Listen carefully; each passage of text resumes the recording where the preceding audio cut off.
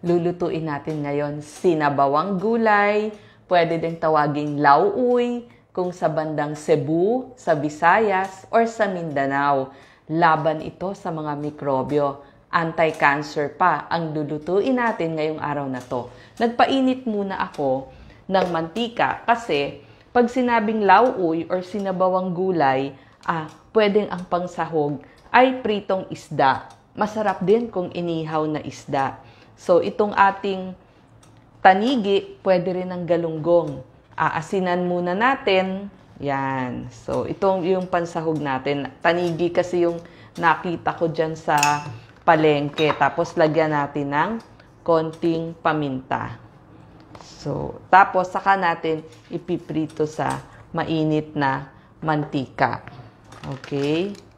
Yan. Nilagyan na natin ng asin. Actually, mas maganda kung nauna nyo ng nilagyan ng asin para manuot na yung lasa. So, eto po. Dahil wala tayong ihawan ngayon, prito na lang ang gagawin ko. So, yung tanigi, kapamilya naman niya ng galunggong. Pero okay din. Pag nga sa Katagalugan, ang iniihaw namin, dalag o kaya hito, pwede rin. O kaya tilapia. So, yan. Prito lang natin, tapos mamaya, magpapakulo na tayo ng tubig. Tapos ilalagay natin yung mga sari-saring gulay natin. Pag sinabing sinabawang isda, sa Mindanao, sa Cebu, lauoy, usually nilalagyan nila ng patola, gabi, saluyot, at laging may tanglad. Yan. Ito yung pangpalasa dun sa ating sabaw. So, pag pwede naman kumain ng pork, pwede rin ng pork ang pangsahog or kaya iba't ibang isda. Sa Negros, tawag naman nila laswa or utan. So, nilalagyan nila ng mga dahon ng kalabasa, ampalaya. Meron din minsan mga tulya, pampalasa. So, sa Tagalog, sinabawang gulay. Sa Batangas, tawag naman nila bulanglang. Tapos, lalagyan ng bagoong.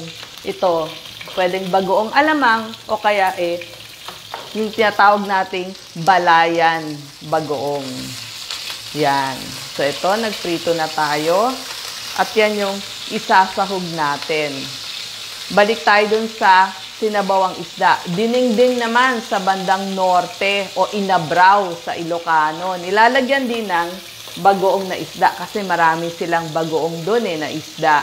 Pinakbet naman sa Katagalugan, may bagoong dilis, ampalaya. Usually, pag pinakbet, gusto nila mapait-pait. Pero yon may luya, sibuyas, bawang, at saka nilalagyan nila ng mga sitaw, bataw, kamote, sigarilyas.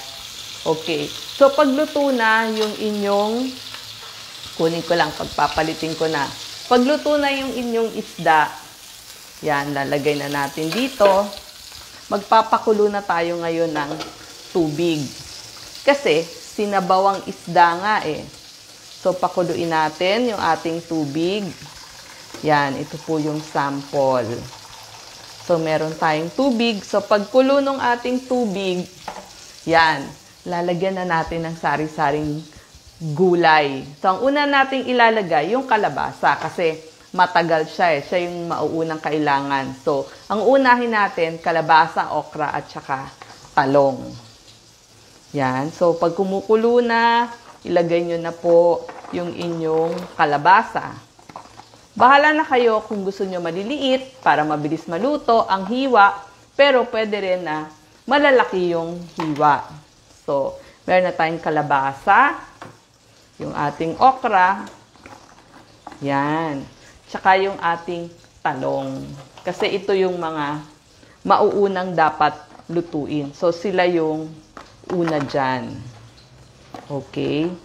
So, ang ganda, di ba? May kulay violet, may kulay green, at may kulay yellow-orange. Dito natin ilalagay ngayon yung ating kamatis. Yan yung mga pampalasa natin. Yan, ang ganda po. So, kita nyo yung kulay, ang ganda-ganda na.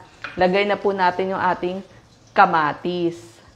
Doon. Tapos, isasama na rin natin yung ating isda na niluto kanina. Yan. Okay. Ang ganda, di ba? So, yan yung pampalasa. Actually, pritong galunggong masarap din. Tapos, ang panimpla natin, patis.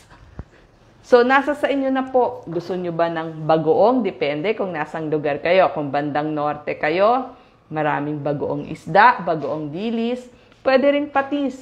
Pwede ring asin. Tapos, lagyan nyo ng konting paminta. Yan.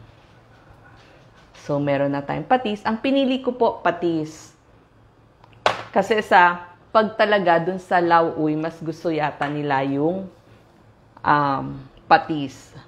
Pero kung norte kayo, mas gusto nyo yung, yan, nilagyan ko rin ng konting paminta. Pag bandang norte kayo, gusto nyo yung bagoong isda. Tapos pag nasa Batangas naman kayo, gusto nyo yung tinatawag nating bagoong balayan. Ang sabi nga nila, kumain tayo ng maraming prutas at gulay para iwas o proteksyon sa cancer. Ang bango-bango na pag pinagsama-sama nyo, kalabasa. Siyempre, antioxidant yan. Anti-cancer, may beta-carotene. Maganda pa yan sa inyong buto. Itong ating kalabasa. Alam nyo ba?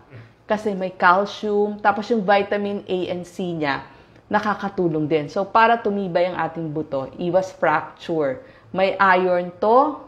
Kung may regla kayo, pagod, nag-exercise, kailangan nyo ng iron, anti-anemic. At syempre, maganda to sa heart. At syempre, kulay, yellow-orange. Lagi sinasabi ng teacher natin. Marami tong vitamin A, C. At maganda ho ito sa kutis, sa mga gustong gumanda. Kasi may beta-carotene. Iwas wrinkle. At kung may sugat kayo, para sa wound healing. So, pakuluin nyo lang. Yan. Pag yung pakbet, ito yung mga nilalagyan ng mga luya, sibuyas, bawang. Pero dun sa Bisaya, sa Cebu, ang tawagan nila lauoy. So, papakuluin lang nila. Alam nyo ba yung ating okra? Yan, tong ating okra. Napakarami din itong antioxidants, flavonoids, catechins, quercetin, anti-cancer, may lectin, may folate, at pwede po sa buntis or nagbe-breastfeeding kasi marami siyang folate. Bukod pa dun sa fiber, maganda sa tiyan, ito po maganda din sa buto. So napansin nyo itong mga niluluto natin maganda sa buto. Kung may arthritis daw, okay actually, pwede po Sinabi lang kasing hindi pwede dahil maraming buto-buto. Pwede naman po itong ating talong, may manganese, folate, potassium, vitamin K, vitamin C. So, antioxidant, madami din. Bagay ito, pampababa ng blood sugar, pampapayat, anti-cancer. So, kain po tayo ng iba't ibang prutas at gulay sa buong taon para protection sa cancer. Tapos, marami din tayo dito. Itong ating tanglad. Ito po yung magpapalasa. Pwede nyo pong pitpitin. Yes, oo. At tinali ko para hindi sumabog. Yung pinakadahon ho din niya yun. Actually, yung kulay puti nitong tanglad, dapat pinipitpit natin para lumabas yung bango at saka yung lasa nung ating niluluto. So, mamaya-maya, mabilis na lang maluto. Itong mga dahon natin, dahon ng alukbati, yung iba nilalagyan ng saluyot, talbos ng kamote, napakasustansya ho nito. Tapos malunggay. So pag nakita nyo ho na luto na itong ating mga unang nilagay, ilalagay na ho natin yung mga alukbati. Alam nyo, alukbati tsaka saluyot. Spinach ho ito. So mataas sa potassium, A, vitamin A, B, manganese, iron, copper. So, para sa mata, may lutein, zeaxanthin. Tapos, alam nyo ba yung kamote?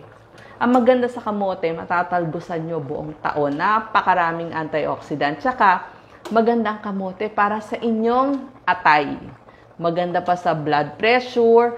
Tsaka pag meron kayong mga infection, lumalaban siya sa mikrobyo.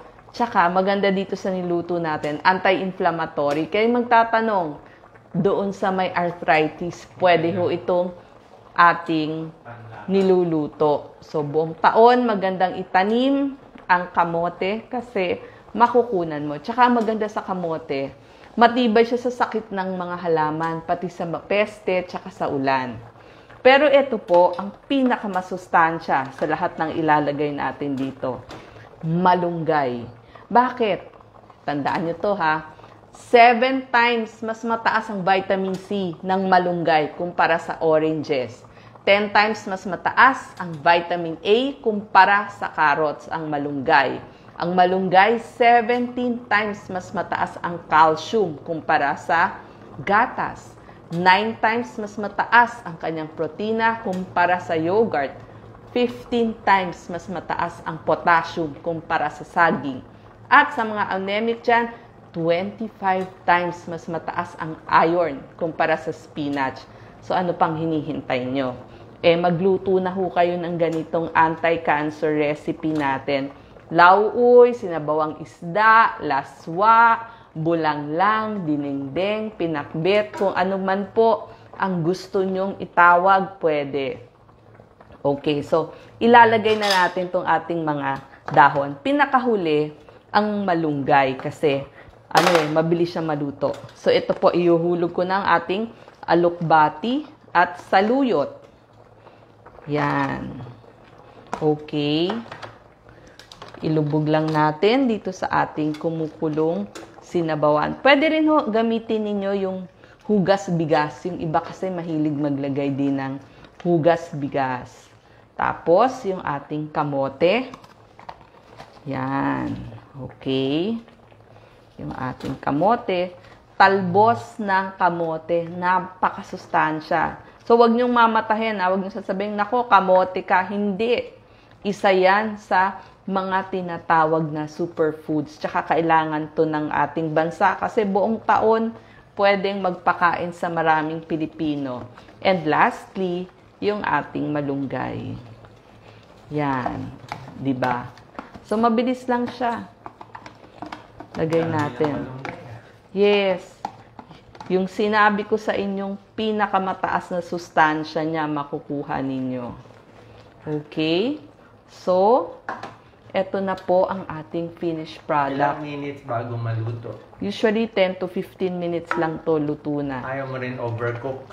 Ayaw mo rin. Tapos, ilabas natin yung ating sahog na isda. Natabunan na siya. Pero andyan lang yan, yung ating isda. Hahanapin ko na lang mamaya. Anyway, ang silbi naman niya pangpalasa eh. Kaya natin nilagay. Yung tanglad. Oo, yung tanglad, pagkakainin nyo na po, tanggalin nyo na. Okay. Kasi tapos na yung trabaho ng ating tanglad. Yan. Tatabi na natin siya. Mas may isda. Yan. Yung isda, hanapin natin. So, ito na po ang ating tinatawag na sinabawang isda or lauoy. Sinabawang gulay na may isda at iba't ibang gulay. Any isda po pwede kung ano yung meron nyo inihaw or kaya ay prito. Maraming salamat po. Ito natin ulit. Lastly. Isa. Summary. Okay? Wow. Anti-cancer recipe po ang sinabawang isda. Nakita nyo ang gaganda ng kulay niya. Ilabas natin ng iba't ibang kulay. May pula, may yellow, orange, may green, may violet.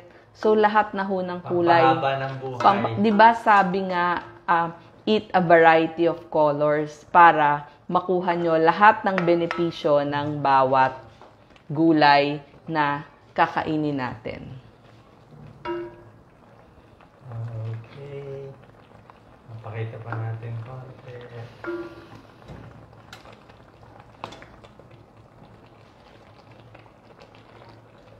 May